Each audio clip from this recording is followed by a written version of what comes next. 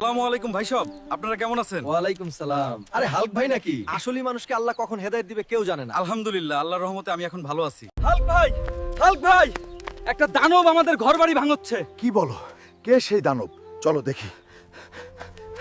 ওই দানব, তোর মনে আল্লাহর ভয় নাই? তুই নিরীহ মানুষদের ঘর ভাঙচুর করছিস কেন? আমি কাউকে ভয় পাই না, তুই চলে যা হাল্ক। আল্লাহর ভয় নাই তোর? নিরীহ মানুষের ঘর ভাঙিস কেন? আল্লাহু আকবার। ওই দানব, তোকে যদি আবার এই গ্রামের পাশে দেখি তাহলে কিন্তু তোর খবর আছে। হাল্ক ভাই, আই এম সরি।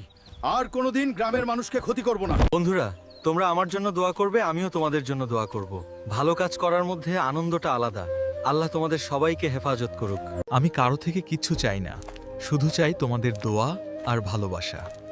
যদি মনে করো আমি ভালো কিছু করতে চেষ্টা করছি, তাহলে একটা লাইক দিও, কমেন্টে শুধু লিখে দিও আল্লাহ হাল্ক ভাইকে হেফাজত করুন।